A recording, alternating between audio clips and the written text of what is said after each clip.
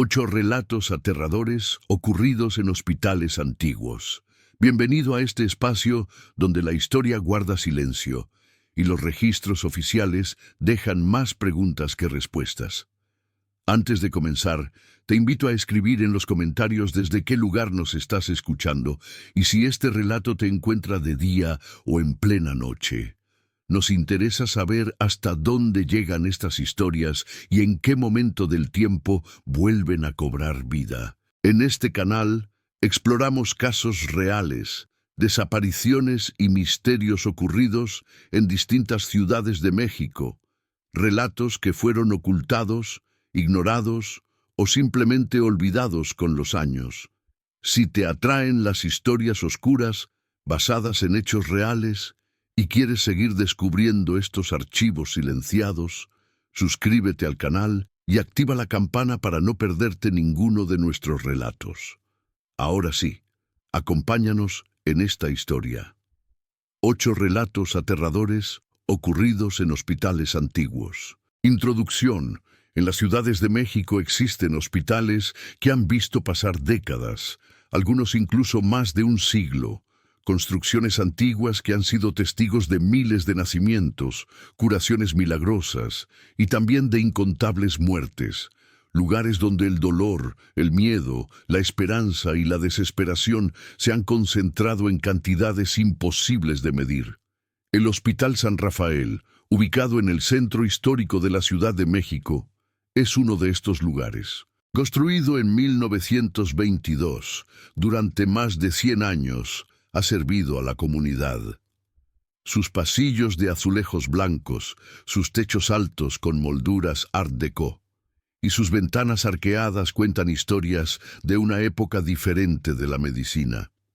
Pero desde hace décadas, el personal que trabaja en los turnos nocturnos ha reportado experiencias que no pueden explicarse con la ciencia médica.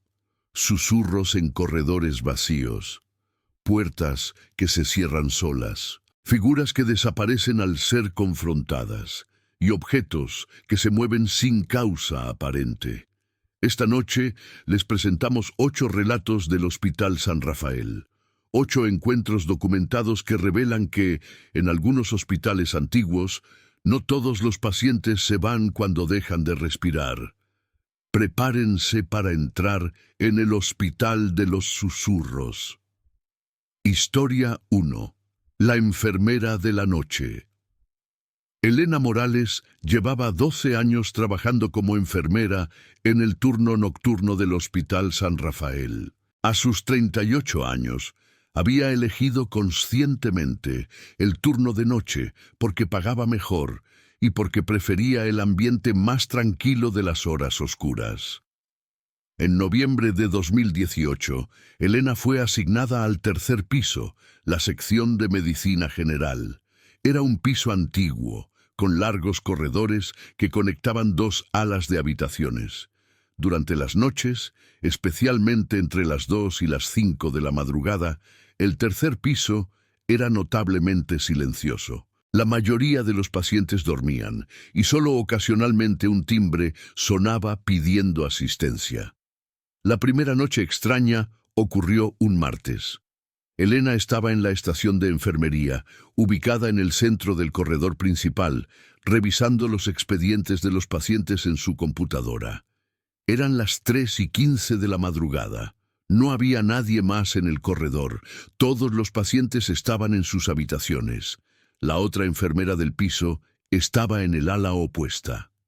Elena escuchó pasos. No eran los pasos suaves con suela de goma del personal médico. Eran pasos distintos, como zapatos de tacón sobre el piso de linóleo, resonando claramente en el silencio de la madrugada. Los pasos venían del final del corredor este, avanzando hacia la estación de enfermería.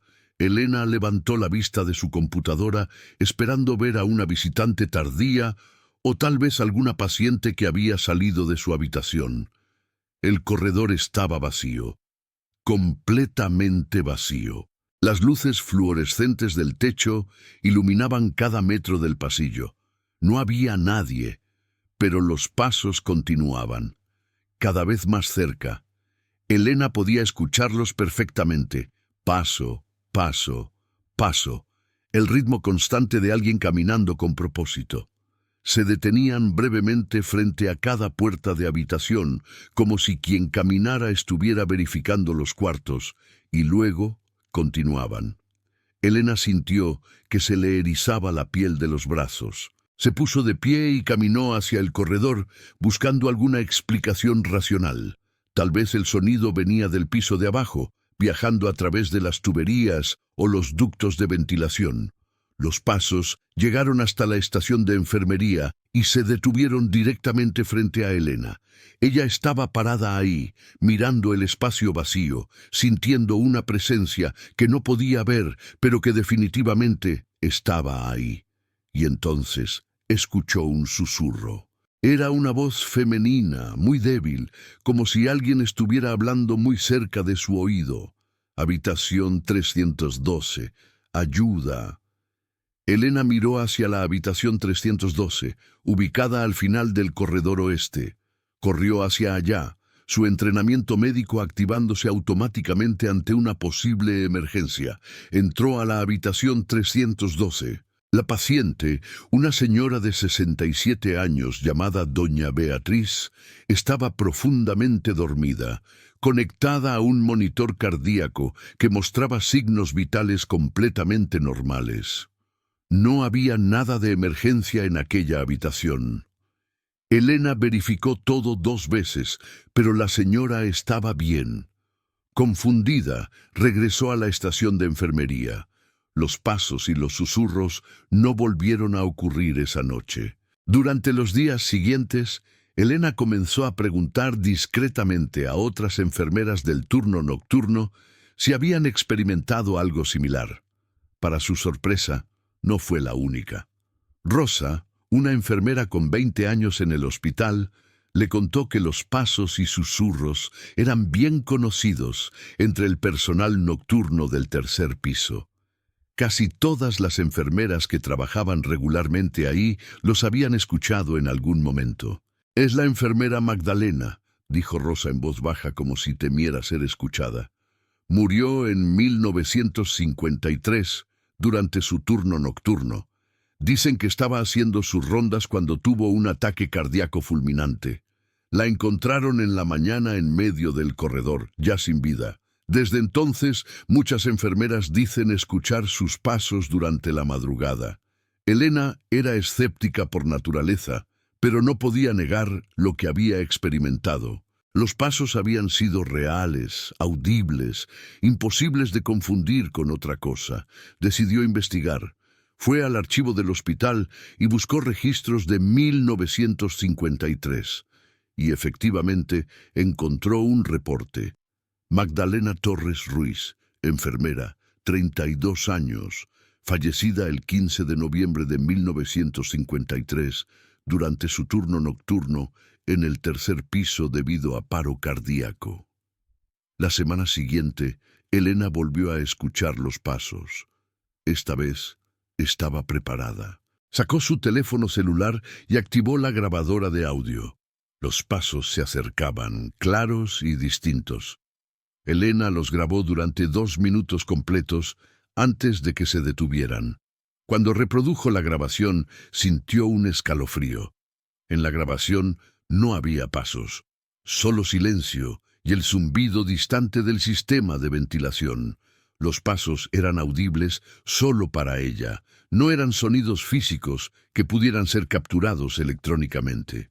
Aquella misma noche, los pasos se detuvieron nuevamente frente a ella, y nuevamente escuchó el susurro. Habitación 312. Ayuda. Esta vez Elena no corrió inmediatamente. Respiró profundo y habló en voz baja al espacio vacío frente a ella.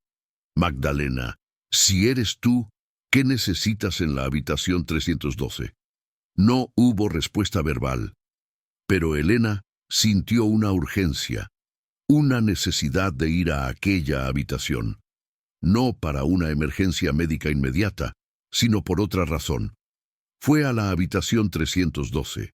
Doña Beatriz seguía dormida, sus signos vitales normales, Pero Elena se tomó el tiempo de revisar cuidadosamente el expediente de la paciente, algo que normalmente solo habría hecho superficialmente en medio de la noche. Descubrió algo alarmante. Doña Beatriz estaba tomando dos medicamentos que, según el protocolo médico actual, no debían ser administrados simultáneamente debido a una interacción peligrosa.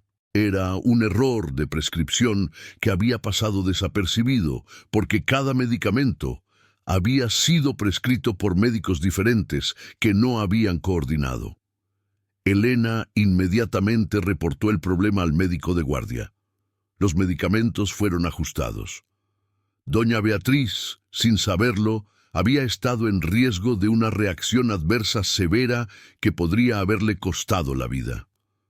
Después de aquella noche, Elena nunca volvió a escuchar los pasos de Magdalena en la habitación 312, pero siguió escuchándolos en otras partes del tercer piso, siempre seguidos de un susurro indicando una habitación específica.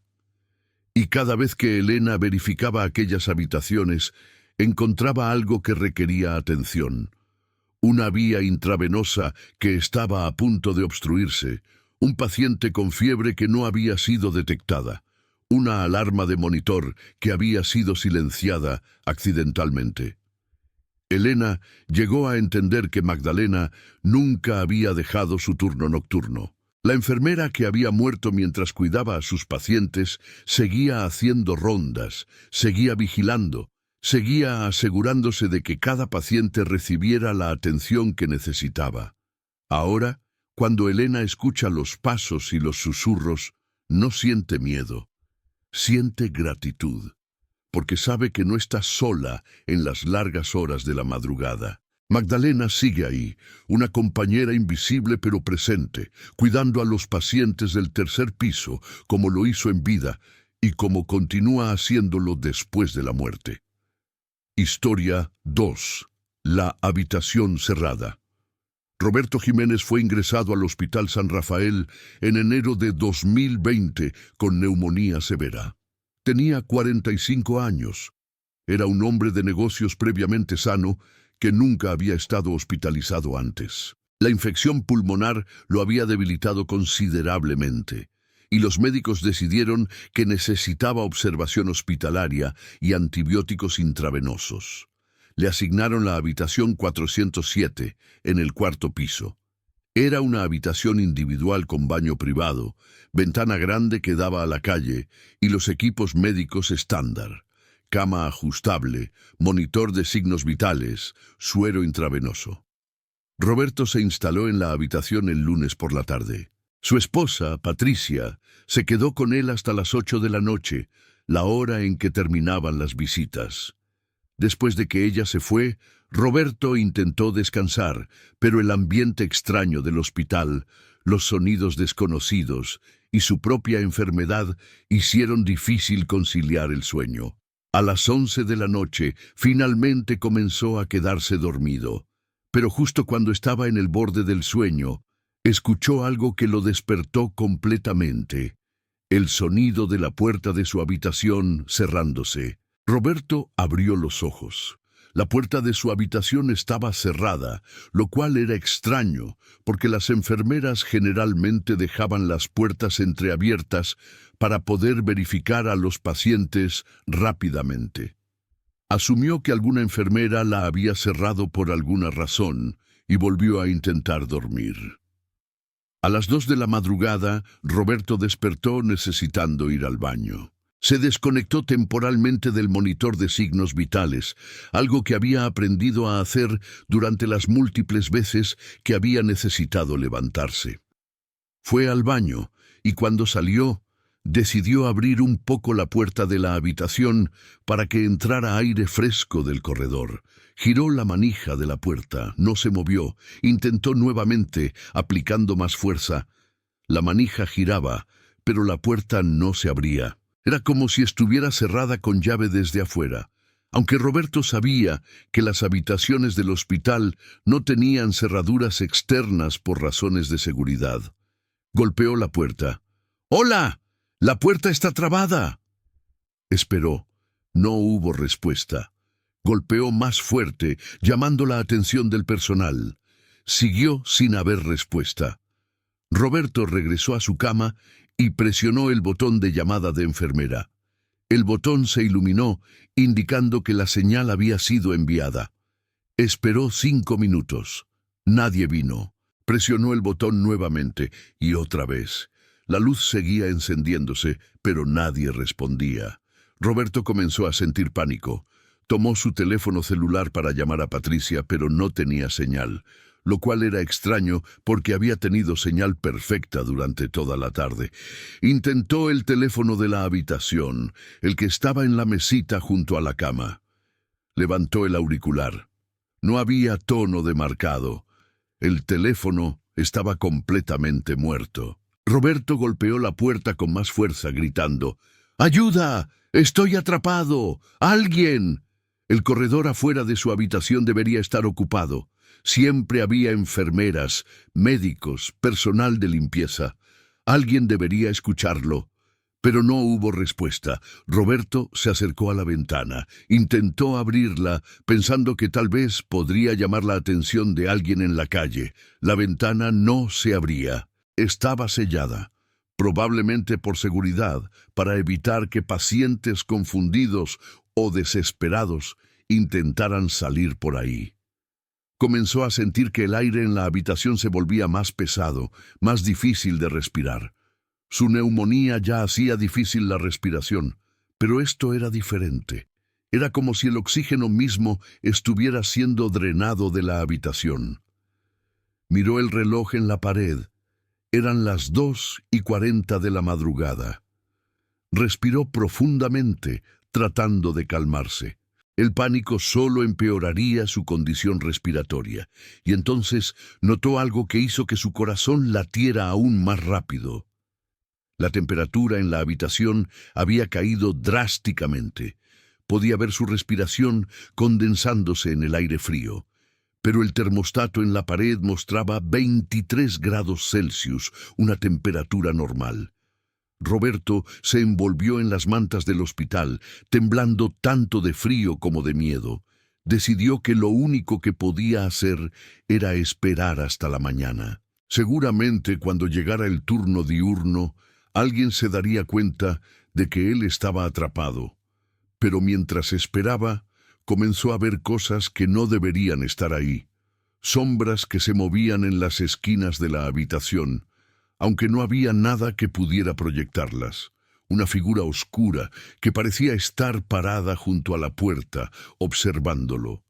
Y lo más perturbador, podía escuchar respiración, además de la suya propia. Una respiración lenta, trabajosa, como de alguien que estaba gravemente enfermo. Roberto cerró los ojos con fuerza, convenciéndose de que era la fiebre, que su enfermedad estaba causando alucinaciones. Pero cuando abrió los ojos, la figura seguía ahí, más sólida ahora. Podía distinguir que era la silueta de un hombre vestido con lo que parecía ser una bata de hospital. La figura se movió lentamente hacia la cama de Roberto. Roberto quiso gritar, pero su voz no salió. La figura se detuvo al pie de la cama y Roberto pudo ver su rostro. Era un hombre mayor, de unos 70 años, con expresión de profundo dolor y miedo. Extendió una mano temblorosa hacia Roberto, sus labios moviéndose como si tratara de decir algo, pero sin producir sonido. Y entonces, tan súbitamente como había aparecido, la figura se desvaneció. La temperatura de la habitación volvió a la normalidad, y Roberto escuchó voces en el corredor. Se levantó de un salto y corrió hacia la puerta. Esta vez, cuando giró la manija, la puerta se abrió fácilmente. 2 enfermeras estaban pasando por el corredor. ¡Ayuda!, gritó Roberto. La puerta estaba trabada, no podía salir. Las enfermeras lo miraron confundidas. Señor Jiménez, su luz de llamada nunca se encendió. ¿Está todo bien? Presioné el botón como 20 veces y la puerta no se abría.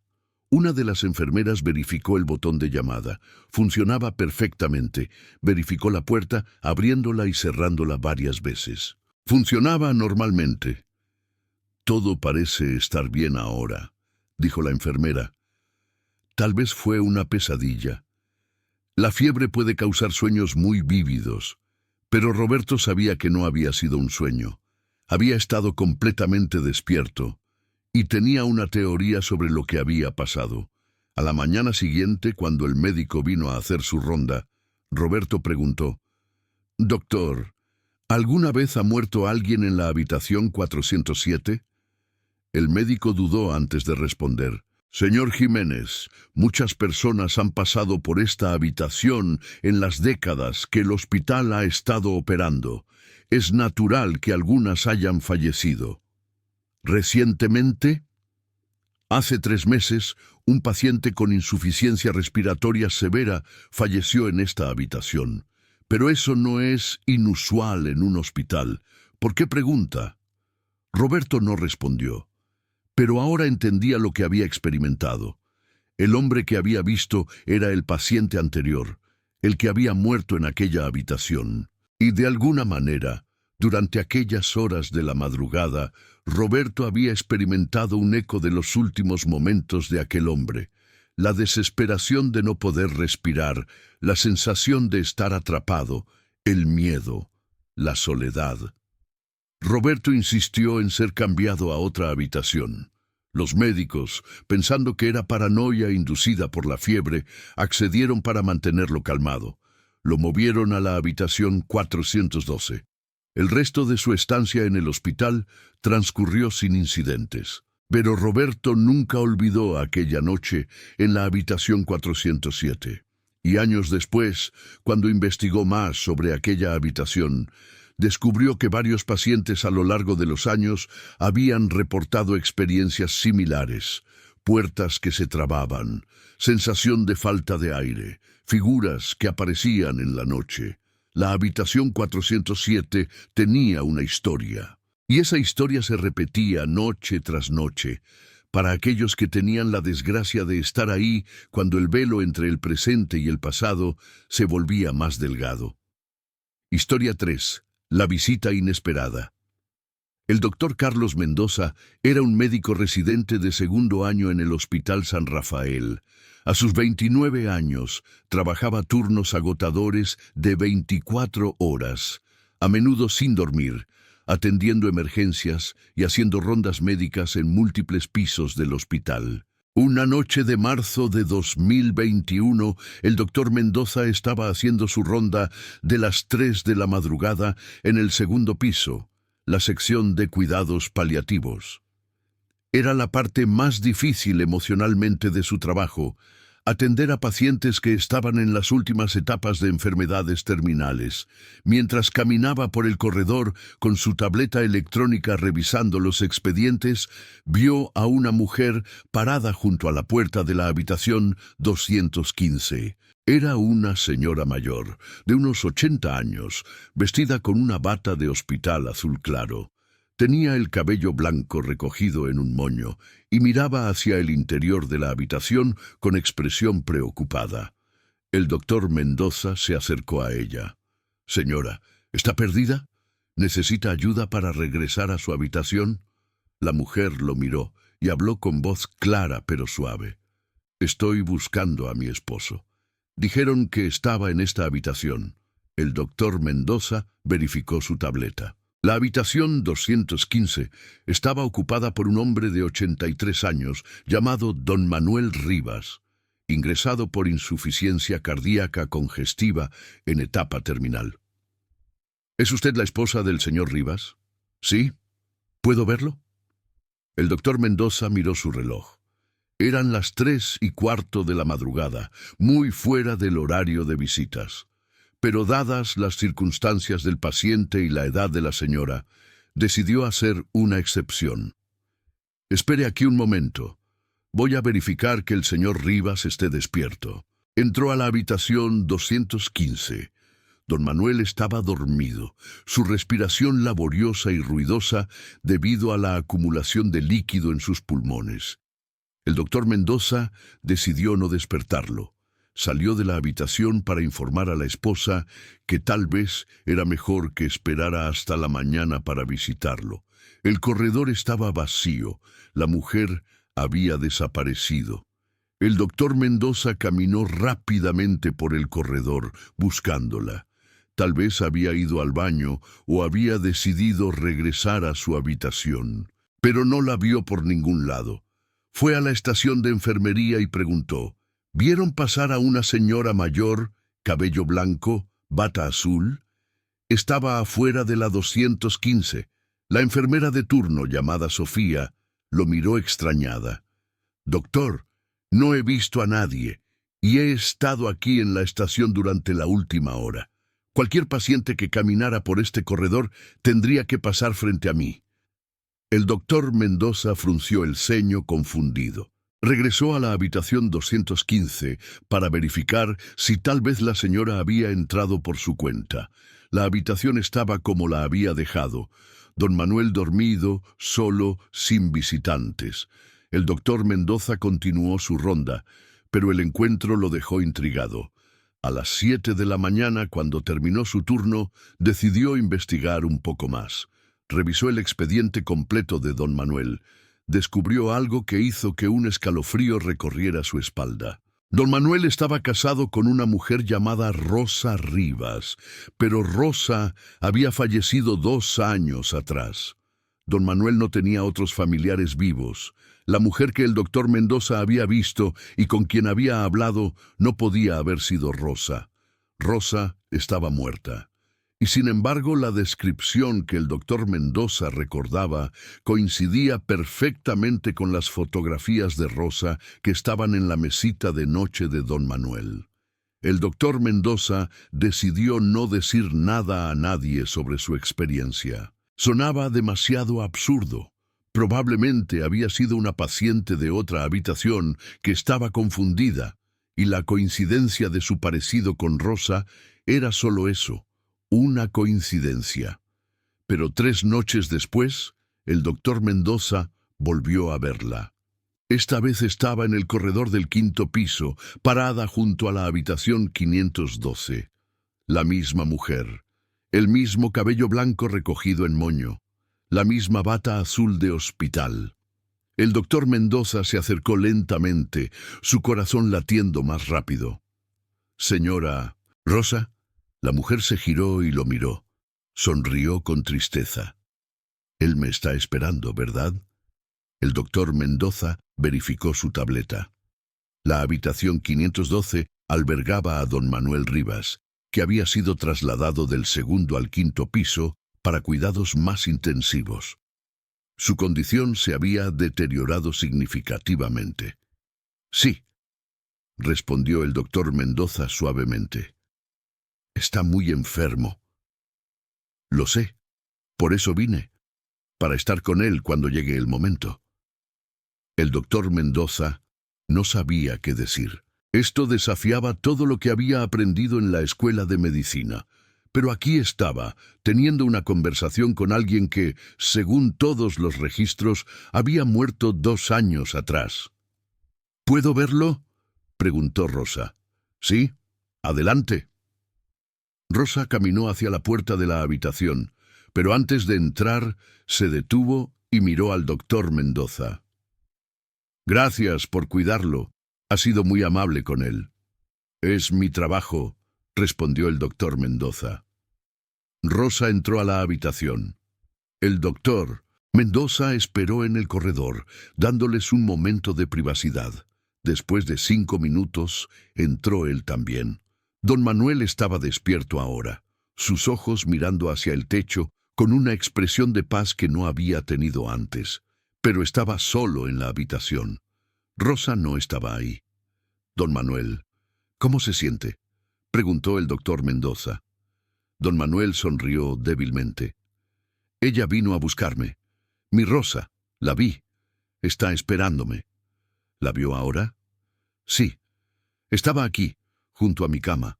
Me tomó la mano. Me dijo que ya era hora de ir con ella. Don Manuel falleció pacíficamente 3 horas después, a las 10 de la mañana. El doctor Mendoza estaba presente, junto con 2 enfermeras. En el momento en que don Manuel exhaló su último aliento, las 3 personas en la habitación sintieron algo inexplicable, una presencia cálida y reconfortante, y por un momento, el doctor Mendoza podría jurar que vio 2 figuras, don Manuel y Rosa, de pie juntos, junto a la ventana, antes de desvanecerse en la luz del sol. El doctor Mendoza escribió en el reporte de fallecimiento las causas médicas estándar: insuficiencia cardíaca congestiva, edema pulmonar, paro cardiorrespiratorio. Pero en su diario personal escribió otra verdad. Don Manuel no murió solo.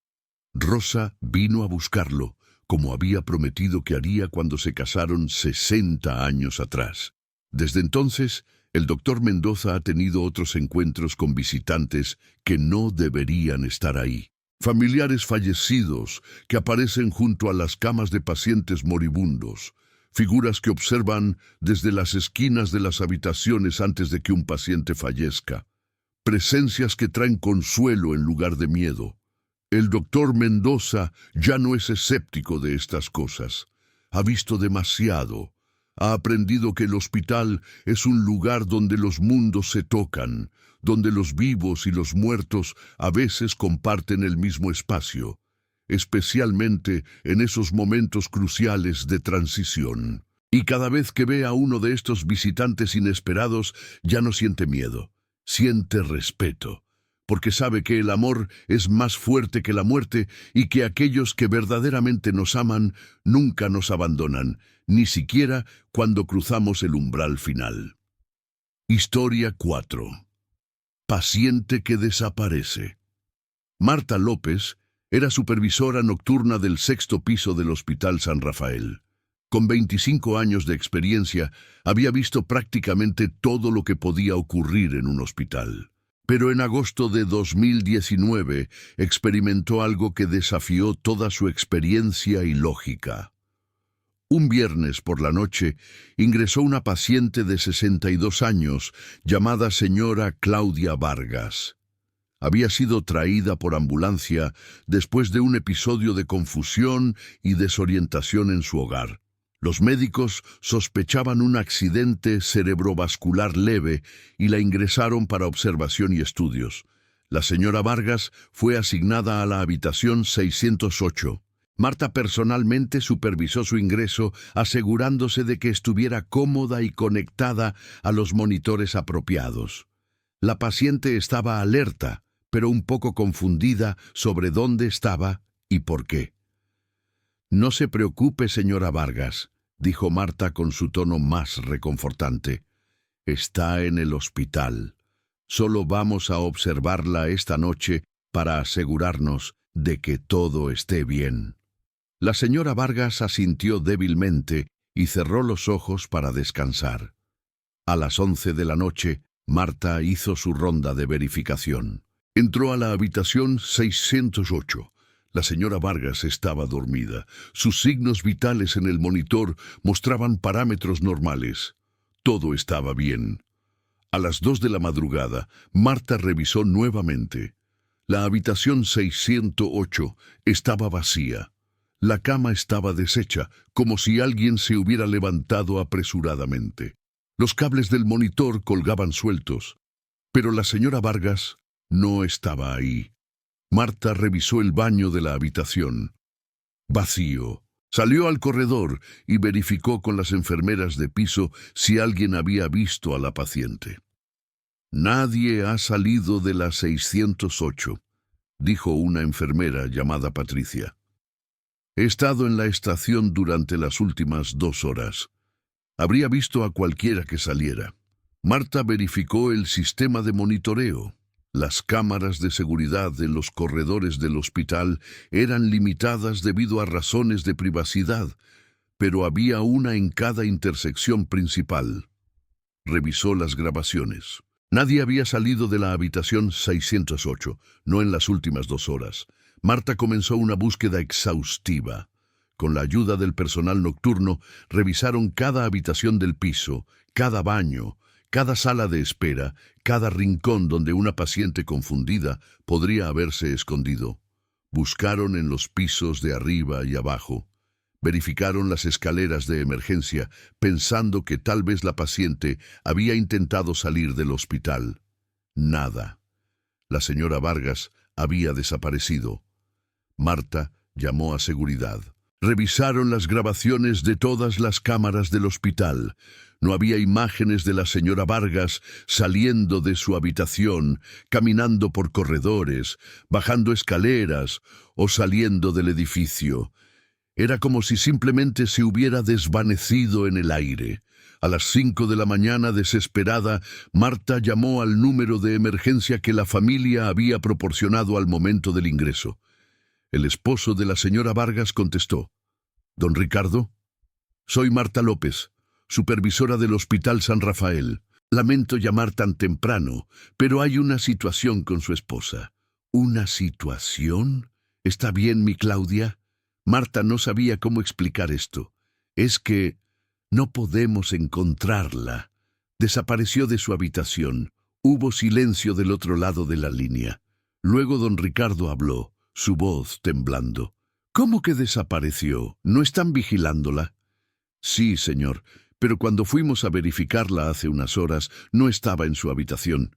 Hemos buscado por todo el hospital y no la encontramos». Don Ricardo llegó al hospital 30 minutos después. Marta lo llevó a la habitación 608, donde ahora había 2 guardias de seguridad, el jefe de seguridad del hospital y el director médico de turno, todos tratando de entender cómo una paciente podía desaparecer sin dejar rastro. Don Ricardo miró la habitación vacía, las sábanas revueltas, los cables del monitor colgando. Lágrimas comenzaron a rodar por sus mejillas. «Ella sabía», susurró. «¿Perdón?», preguntó Marta. «Claudia, ella sabía que iba a morir pronto. Me lo dijo hace 3 días. Dijo que su madre había venido a visitarla en un sueño y le había dicho que pronto sería su tiempo». Marta sintió un escalofrío.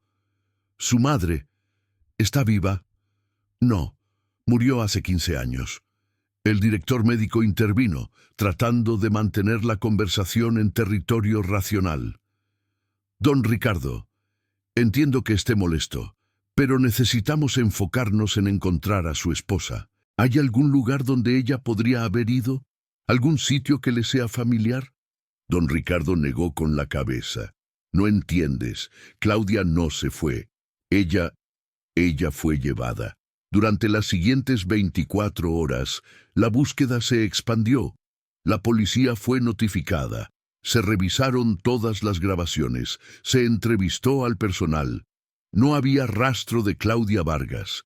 3 días después, un jardinero que trabajaba en el pequeño jardín memorial detrás del hospital hizo un descubrimiento perturbador. Encontró la bata de hospital de la señora Vargas, doblada perfectamente, colocada sobre un banco de piedra en el jardín. La bata fue llevada al laboratorio. No había manchas de sangre, no había signos de lucha. Simplemente había sido quitada y doblada cuidadosamente, como si alguien ya no la necesitara.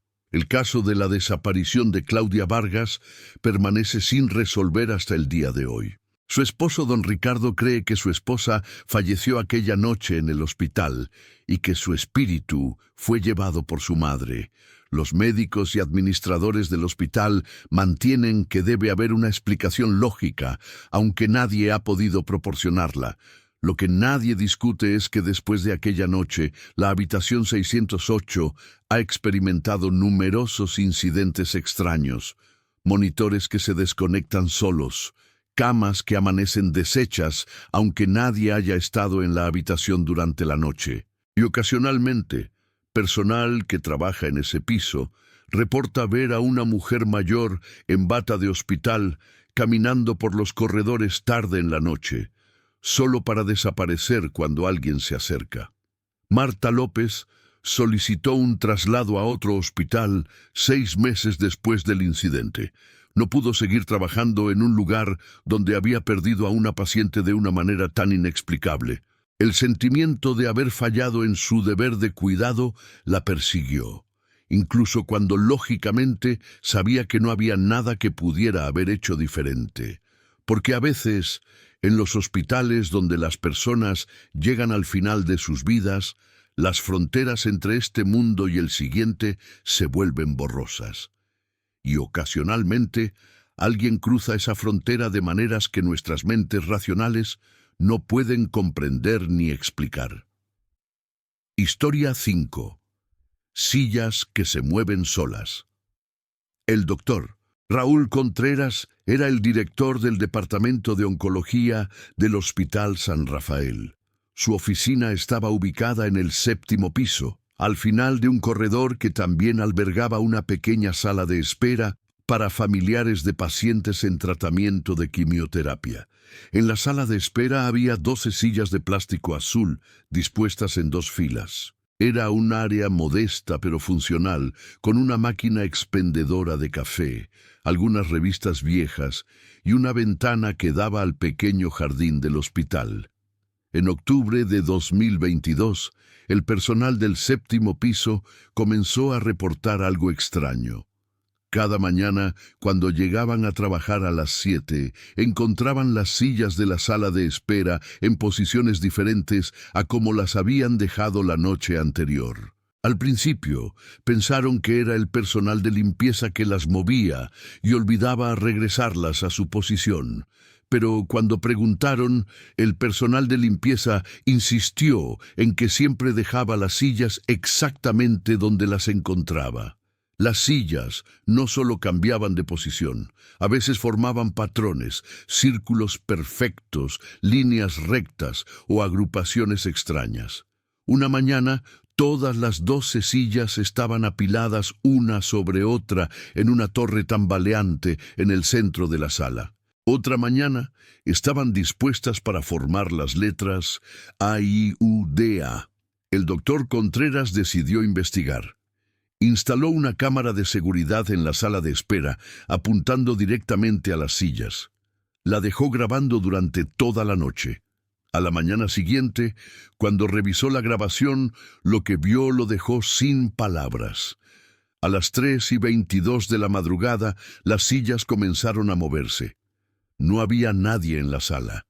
No había cables ni mecanismos visibles. Las sillas simplemente se deslizaban sobre el piso de linóleo, moviéndose lentamente, pero deliberadamente, como si manos invisibles las estuvieran reposicionando.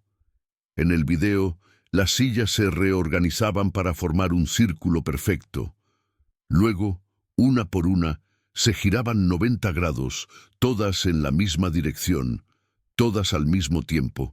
Era como ver un ballet silencioso de objetos inanimados cobrando vida. El doctor Contreras mostró el video a varios colegas. Todos quedaron igual de perplejos. Algunos sugirieron que podría ser una vibración del edificio, pero eso no explicaba los patrones deliberados. Otros mencionaron campos electromagnéticos, pero no había fuentes de campos tan fuertes en esa área del hospital. Una enfermera mayor llamada Doña Antonia ofreció una explicación diferente. «Doctor, ¿sabe la historia de esta sala?» «¿Qué historia?» «Hace años, cuando el hospital se estaba expandiendo, esta área era diferente. Era una sala de tratamiento, no una sala de espera. Aquí era donde administrábamos quimioterapia a los niños. Teníamos 12 sillas pequeñas, sillas especiales para niños». El doctor Contreras sintió un nudo en el estómago. ¿Qué pasó? En 1987 hubo un brote de infección en el hospital. Varios pacientes inmunocomprometidos, incluyendo 7 niños que estaban recibiendo quimioterapia, contrajeron una infección severa. 4 de ellos murieron. Todos habían pasado tiempo en esta sala. ¿Y cree que eso tiene algo que ver con las sillas? Doña Antonia se encogió de hombros. Solo sé que después de aquella tragedia siempre ha habido cosas extrañas en esta área. Personal que escucha risas de niños cuando no hay niños cerca. Juguetes que aparecen en lugares donde nadie los dejó. Y ahora sillas que se mueven solas. El doctor Contreras continuó grabando. El fenómeno se repetía casi todas las noches entre las 2 y las 4 de la madrugada, creando patrones diferentes. Una noche, el doctor Contreras decidió quedarse en el hospital para observar directamente. Se sentó en su oficina con la puerta entreabierta, desde donde podía ver parcialmente la sala de espera al final del corredor. A las 3 de la madrugada, comenzó a escuchar sonidos. No eran los sonidos mecánicos de las sillas arrastrándose sobre el piso. Eran risas suaves de niños, como si estuvieran jugando, conversando entre ellos, disfrutando de algo divertido. El doctor Contreras se levantó silenciosamente y caminó hacia la sala de espera. Las risas se hacían más claras a medida que se acercaba. Cuando llegó a la puerta, miró dentro. Las sillas estaban moviéndose, pero ahora el doctor Contreras podía ver algo más. Formas translúcidas, como siluetas de niños, sentadas en algunas de las sillas. No eran completamente sólidas, más bien como hologramas o proyecciones de luz tenue, pero eran inconfundibles. Niños de diferentes edades, vestidos con batas de hospital, sentados en círculo como si estuvieran en una reunión o jugando un juego. Una de las formas, un niño que parecía tener unos 8 años, giró su cabeza hacia el doctor Contreras. Sus ojos eran solo sombras oscuras, pero el doctor Contreras pudo sentir que lo estaba mirando directamente. El niño levantó una mano en un gesto de saludo. Luego señaló las sillas vacías en el círculo, como invitando al doctor Contreras a unirse a ellos. El doctor Contreras sintió un escalofrío, pero también una profunda tristeza. Estos eran niños que habían pasado sus últimos días en este hospital, niños que habían sufrido, que habían luchado contra el cáncer y contra infecciones que sus cuerpos debilitados no pudieron vencer, y de alguna manera seguían aquí, jugando, encontrando compañía entre ellos. «Lo siento», susurró el doctor Contreras. «Siento que no pudimos salvarlos». Las formas parpadearon, volviéndose más tenues, y entonces desaparecieron completamente. Las sillas dejaron de moverse y permanecieron en su círculo, vacías, pero de alguna manera llenas de una presencia que el doctor Contreras podía sentir. Desde aquella noche, el doctor Contreras adoptó una política diferente respecto a la sala de espera. Dejó que las sillas se movieran. No intentó más detener el fenómeno ni investigarlo científicamente. En cambio, ocasionalmente dejaba pequeños juguetes en la sala, carritos, muñecas, libros para colorear. Por las mañanas, los juguetes habían sido movidos, usados, como si alguien hubiera jugado con ellos durante la noche. Y las sillas siempre estaban en nuevas configuraciones, nuevos patrones, como si los niños que ya no estaban siguieran encontrando maneras de comunicarse, de recordarle al personal del hospital que alguna vez estuvieron ahí, que importaron, que no deben ser olvidados. El doctor Contreras ahora ve la sala de espera no como un lugar extraño o perturbador, sino como un memorial viviente, un espacio donde aquellos que partieron demasiado jóvenes todavía pueden, de alguna manera, jugar y reír, y él se asegura de que ese espacio sea respetado, de que nunca sea remodelado o cambiado, porque sirve un propósito más importante que simplemente proporcionar asientos para familiares.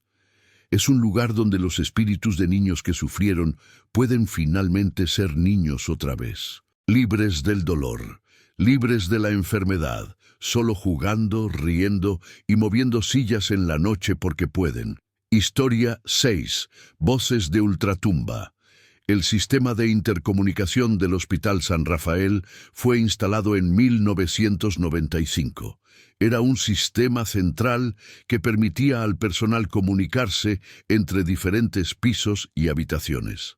Con el tiempo, el sistema había sido parcialmente actualizado, pero algunas secciones todavía utilizaban el cableado y equipos originales. En febrero de 2023, el personal comenzó a reportar interferencias extrañas en el sistema de intercomunicación. Voces que no deberían estar ahí. Conversaciones que parecían venir de ninguna parte. La técnico de mantenimiento, ingeniera Patricia Fuentes, fue llamada para investigar. Patricia era una mujer práctica de 45 años, con 20 años de experiencia en sistemas electrónicos. No creía en explicaciones sobrenaturales para problemas técnicos. Siempre había una causa racional: interferencia de radio, cableado cruzado, problemas de tierra, etc. Patricia comenzó su investigación en el sótano del hospital, donde estaba ubicado el cuarto de telecomunicaciones. Revisó todos los sistemas, verificó conexiones, probó cada circuito. Todo parecía estar funcionando dentro de parámetros normales. Pero mientras estaba ahí, a las 11 de la noche, escuchó voces en el sistema de intercomunicación. Eran múltiples voces, hablando simultáneamente, creando un murmullo confuso. Patricia ajustó los controles, tratando de aislar la fuente. Las voces se hicieron más claras. No estaban hablando español. Era un idioma que Patricia no reconocía, con sonidos guturales y patrones que no correspondían a ningún idioma europeo o asiático que conociera. Patricia grabó las voces con su equipo de diagnóstico. Cuando reprodujo la grabación, las voces sonaban aún más extrañas.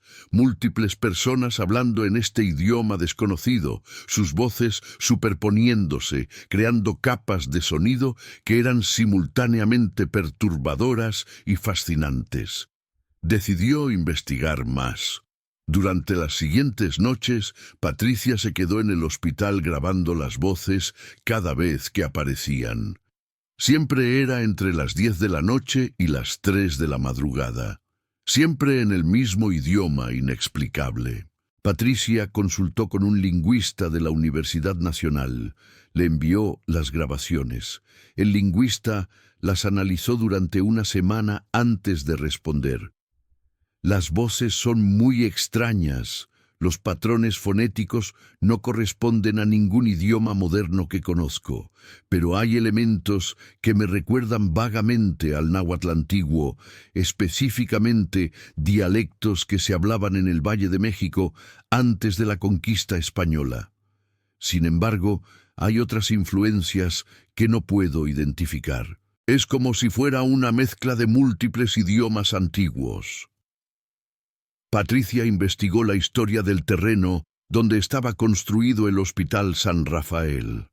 Descubrió algo inquietante. El hospital había sido construido en 1922 sobre un sitio que previamente había albergado un hospital español del período colonial temprano, construido alrededor de 1650. Pero antes de eso, durante la época prehispánica, el sitio había sido un templo mexica dedicado a Mictlantecutli, el dios de los muertos. Cuando los españoles conquistaron Tenochtitlan, destruyeron el templo y construyeron el hospital colonial en su lugar. Era una práctica común construir iglesias y edificios cristianos sobre sitios sagrados indígenas. Patricia reflexionó sobre esta información. ¿Era posible que las voces fueran ecos del pasado? ¿Sacerdotes mexicas realizando rituales en el templo que alguna vez estuvo ahí? ¿Pacientes del Hospital Colonial Español? ¿O una mezcla de todas las voces que habían pasado por aquel sitio durante siglos? Una noche, mientras Patricia grababa las voces, decidió intentar algo. Usando el sistema de intercomunicación, habló en voz alta. «Si pueden escucharme, si están tratando de comunicarse, por favor denme una señal». Las voces se detuvieron abruptamente. Hubo silencio completo en el sistema. Patricia esperó, su corazón latiendo más rápido, y entonces una voz sola habló. Era clara, masculina, y sorprendentemente hablaba en español antiguo, el tipo de español que se hablaba en el siglo XVI. ¿Quién osa hablar en este lugar sagrado? Patricia sintió que un escalofrío recorría su espalda. Soy Patricia Fuentes. Trabajo aquí, en el hospital. No quiero faltarle el respeto a nadie.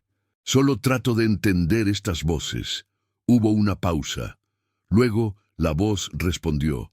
Este lugar fue sagrado antes de que tus ancestros llegaran. Los muertos caminan aquí. Siempre lo han hecho. Siempre lo harán. Respeta esto.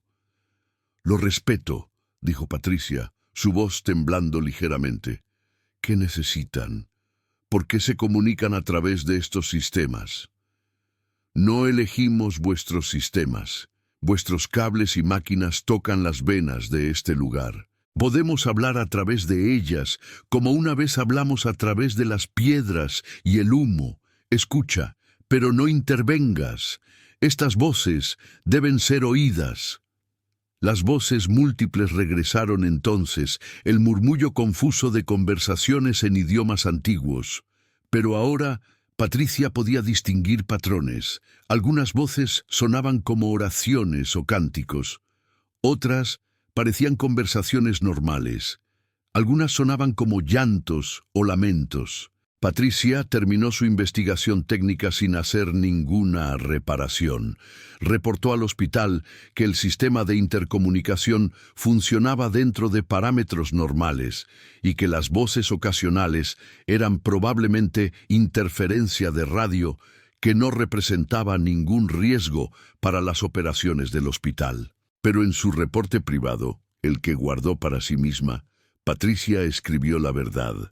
El Hospital San Rafael estaba construido sobre capas de historia y esas capas ocasionalmente se filtraban al presente.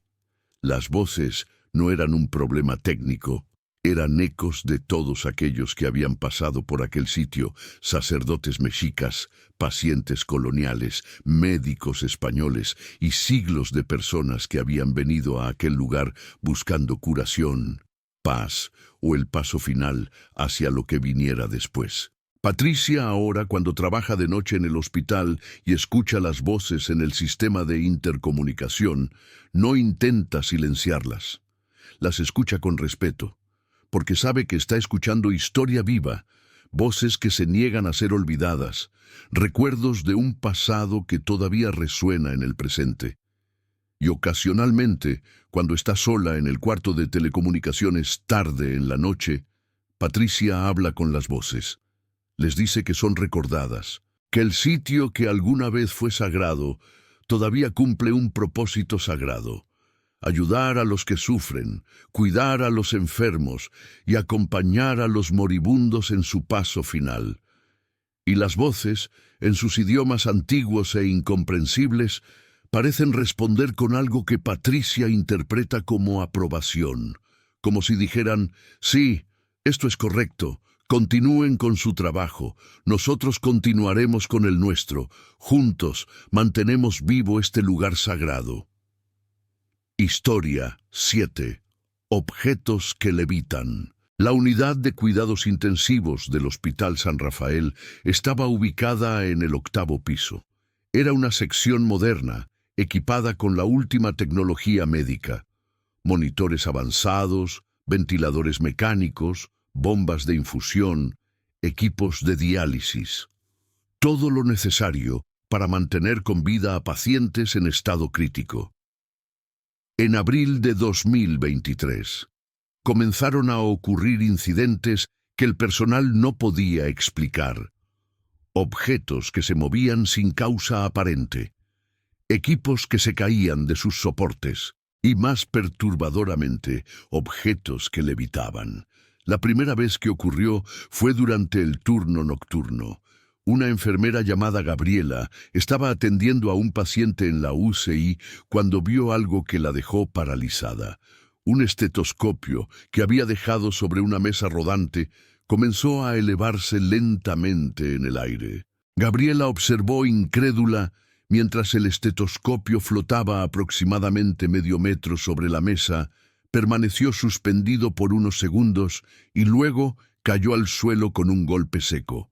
Gabriela reportó el incidente a su supervisora, pero fue recibido con escepticismo.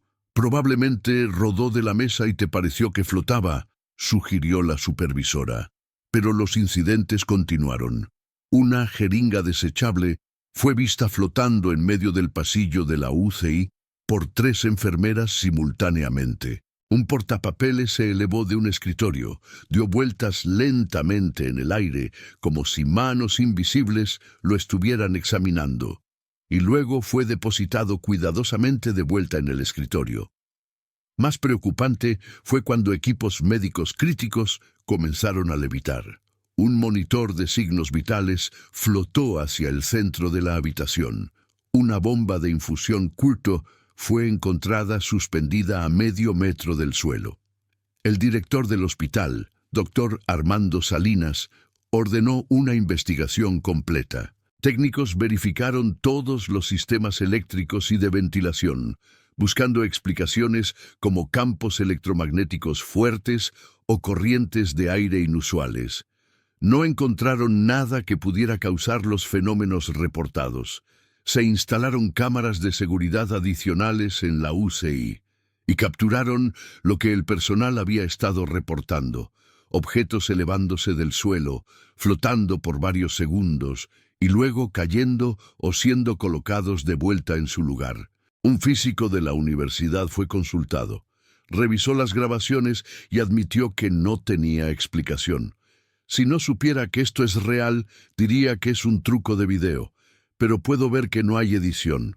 Estos objetos realmente están levitando. No tengo idea de cómo. Una paciente de la UCI, una mujer de 53 años llamada Teresa Campos, que estaba consciente pero conectada a múltiples equipos médicos, ofreció una explicación diferente. «Son las personas que murieron aquí», dijo débilmente. «Las veo. Están aquí, en la UCI, caminan entre las camas. A veces tocan los equipos tratando de entender qué son». El doctor Salinas, un hombre racional que nunca había creído en lo paranormal, se sentó junto a la cama de Teresa. «¿Qué ve exactamente?»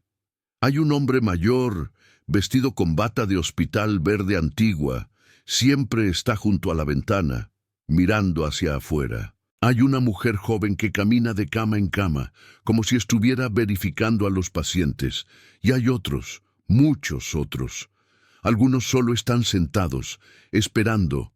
No sé qué esperan». «¿Los ve ahora?» «Sí. El hombre mayor está aquí, junto a usted. Está mirando ese monitor». Teresa señaló un monitor cardíaco en la pared. Parece confundido por él. El doctor Salinas miró hacia donde Teresa señalaba. No vio nada, pero mientras observaba, el monitor que Teresa había señalado comenzó a temblar ligeramente en su soporte. «Creo que quiere tocarlo», susurró Teresa. «Está extendiendo su mano». El monitor se despegó de la pared. Se elevó lentamente, giró en el aire y luego fue colocado de vuelta en su soporte con un clic suave. El doctor Salinas sintió que el mundo racional que había habitado toda su vida se desmoronaba a su alrededor. Teresa continuó. «No tienen intención de hacer daño, solo están confundidos. Este lugar ha cambiado tanto desde que estuvieron vivos. Los equipos son diferentes, todo es diferente. Tratan de entender, tratan de ayudar a veces, pero su manera de tocar las cosas es diferente. Por eso los objetos flotan». Durante las siguientes semanas, el doctor Salinas estudió el fenómeno de cerca, descubrió patrones. Los objetos levitaban más frecuentemente en las camas donde habían muerto pacientes recientemente. Era como si aquellos que acababan de fallecer estuvieran aprendiendo a interactuar con el mundo físico desde su nuevo estado, practicando con objetos pequeños antes de poder comunicarse de otras maneras. También notó que los objetos nunca eran movidos de manera violenta o peligrosa. Siempre eran levantados cuidadosamente, examinados y luego devueltos. Era más curiosidad que malevolencia. El doctor Salinas implementó una nueva política en la UCI. El personal fue instruido para hablar en voz alta cuando movieran o ajustaran equipos, explicando qué estaban haciendo y por qué. Voy a ajustar su presión intravenosa. Voy a cambiar este monitor. Este equipo ayuda con la respiración. Como si estuvieran enseñando a espectadores invisibles sobre medicina moderna. Sorprendentemente, después de implementar esta política, los incidentes de objetos levitando disminuyeron significativamente. Era como si las presencias invisibles, al entender mejor lo que estaba ocurriendo, sintieran menos necesidad de examinar físicamente cada equipo. Pero el fenómeno nunca desapareció completamente. Ocasionalmente, especialmente cuando hay un paciente que está cerca de morir, objetos pequeños todavía levitan. El personal ahora lo ve como una señal. Cuando un estetoscopio flota o una jeringa se eleva del escritorio, las enfermeras saben que deben prestar especial atención a ese paciente. Algo está cambiando. Alguien está cerca de hacer su transición final. Y cuando ese paciente finalmente fallece, a menudo reportan en sus últimos momentos conscientes que ven a alguien. Un familiar fallecido, un amigo perdido, o simplemente una presencia reconfortante que viene a guiarlos en su paso hacia lo que sea que viene después. El doctor Salinas, quien alguna vez habría descartado todo esto como superstición, ahora lo acepta como parte del misterio de trabajar en un lugar donde las personas llegan al final de sus vidas.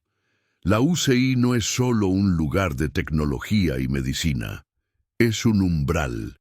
Y como todos los umbrales, tiene habitantes que existen en ambos lados, ayudando a aquellos que están a punto de cruzar. Historia 8. Luz en los pasillos. El Hospital San Rafael siempre ha tenido problemas ocasionales con su sistema eléctrico. Es un edificio antiguo, con cableado que ha sido parcheado y actualizado múltiples veces a lo largo de décadas. Luces que parpadean son algo común. El personal apenas las nota. Pero en mayo de 2023, el patrón de las luces parpadeantes cambió. Ya no era aleatorio. Había secuencias, patrones, como si alguien estuviera enviando mensajes a través del sistema eléctrico.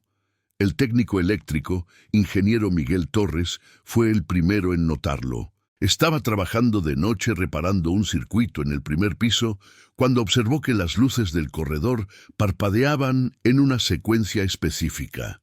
3 parpadeos rápidos, pausa, 2 parpadeos, pausa larga, 5 parpadeos. Miguel reconoció el patrón. Era código Morse. 3 puntos, 2 puntos, 5 puntos. Traducido, decía 3, 2, 5. Habitación 325, murmuró Miguel para sí mismo. Por curiosidad, fue a la habitación 325 en el tercer piso. La habitación estaba ocupada por un paciente terminal, un hombre de 72 años con cáncer en etapa avanzada. El paciente estaba inconsciente, sedado para el dolor, con solo horas o días de vida según su expediente. Miguel no sabía qué hacer con esta información. Reportó el patrón extraño de luces a su supervisor, pero fue descartado como coincidencia o imaginación. Pero las luces continuaron parpadeando. Cada noche, nuevas secuencias, diferentes habitaciones. Y cuando Miguel verificaba, siempre eran habitaciones con pacientes en estado crítico. Una noche, las luces parpadearon indicando la habitación 602. Miguel fue inmediatamente a verificar. Encontró al personal médico corriendo hacia esa habitación, respondiendo a una alarma de paro cardíaco. El paciente estaba en crisis. Gracias a la respuesta rápida, lograron estabilizarlo. Las luces habían advertido de la emergencia antes de que los monitores médicos la detectaran.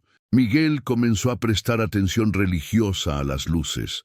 Cada vez que veía una secuencia, la decodificaba y alertaba al personal de enfermería de la habitación indicada. En múltiples ocasiones, esta atención preventiva salvó vidas o al menos permitió que pacientes moribundos recibieran compañía en sus últimos momentos. Una noche, Miguel decidió intentar algo. Cuando las luces comenzaron a parpadear, él parpadeó su linterna en respuesta usando código Morse. ¿Quién eres? Las luces del corredor se apagaron completamente. Hubo oscuridad total por 5 segundos. Luego, las luces se encendieron y comenzaron a parpadear una respuesta. Muchos nos preocupamos. Miguel sintió un nudo en la garganta. No era una sola presencia comunicándose a través de las luces. Eran muchas. Múltiples espíritus o presencias o lo que fuera que quedaba de aquellos que habían muerto en el hospital, todos trabajando juntos, usando el sistema eléctrico como su medio de comunicación. Miguel respondió, ¿por qué nos ayudan? Las luces parpadearon. Fuimos pacientes, no queremos otros sufran. Miguel se sentó en el piso del corredor, lágrimas rodando por sus mejillas. Era el acto más puro de compasión que había presenciado. Personas que habían muerto, que habían sufrido sus propios finales en este hospital, todavía cuidaban a los que venían después. Todavía advertían de peligros. Todavía trataban de aliviar el sufrimiento. Desde aquella noche, Miguel estableció un sistema. Llevaba siempre su linterna. Cuando las luces parpadeaban un mensaje, él respondía confirmando que lo había recibido y que se tomaría acción. Y las presencias, fueran lo que fueran, parecían apreciar esto. Los mensajes se volvieron más claros, más frecuentes, más útiles. El personal médico comenzó a notar que Miguel tenía un don casi sobrenatural para estar en el lugar correcto, en el momento correcto. No sabían que estaba siendo guiado por luces que hablaban en código Morse, comunicaciones de aquellos que ya habían partido, pero que no habían abandonado su deber de cuidar. Una madrugada particularmente tranquila, Miguel estaba sentado en una sala de descanso cuando todas las luces del hospital comenzaron a parpadear simultáneamente en un patrón complejo. Miguel las decodificó con su libreta. Gracias por escuchar, gracias por recordarnos, no estamos solos. Miguel respondió con su linterna, su respuesta simple pero cargada de emoción. Nunca solos, siempre recordados.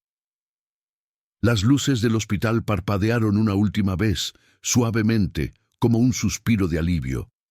Luego volvieron a su brillo constante. Miguel sigue trabajando en el Hospital San Rafael. Todavía vigila las luces, todavía decodifica sus mensajes y sigue respondiendo, manteniendo abierto ese canal de comunicación entre los vivos y aquellos que una vez vivieron. Porque en el Hospital de los Susurros, la muerte no es el final de la compasión, no es el final del cuidado, no es el final del deber. Aquellos que dedicaron sus últimos días en este lugar han elegido quedarse, en alguna forma, continuando su vigilancia, protegiendo a los que vienen después. Y mientras haya alguien como Miguel que escuche, que responda, que reconozca su presencia, nunca estarán verdaderamente solos. Los vivos y los muertos, trabajando juntos, manteniendo la misión sagrada de un hospital, cuidar, curar y acompañar a aquellos que sufren. Conclusión. Hemos recorrido los pasillos del Hospital San Rafael. 8 historias que revelan una realidad paralela donde los pasos de enfermeras fallecidas hacen rondas, puertas atrapan ecos del pasado, visitantes del más allá acompañan a moribundos, pacientes desaparecen, sillas se mueven solas, voces antiguas susurran, objetos levitan y luces parpadean mensajes de cuidado. El Hospital San Rafael no es único. Cada hospital antiguo tiene sus historias, lugares saturados con experiencia humana intensa, dolor, miedo, esperanza, amor y transición final. ¿Son reales? Cada persona que los experimentó dirá que sí. Quienes trabajan en estos hospitales conocen una verdad. Hay más de lo que puede verse o medirse. Si estas historias los movieron, dejen un like y suscríbanse a Noches de Horror. Activen notificaciones para futuros viajes a lo inexplicable. Compartan en comentarios. ¿Han trabajado en un hospital? ¿Han experimentado algo inexplicable? ¿Conocen historias similares? Mantengan vivas estas historias. Al recordar, honramos a quienes partieron pero nunca se fueron completamente, que todavía caminan, cuidan y susurran. Hasta la próxima noche de horror. Que cuando escuchen susurros en los pasillos, recuerden que no siempre son amenazantes.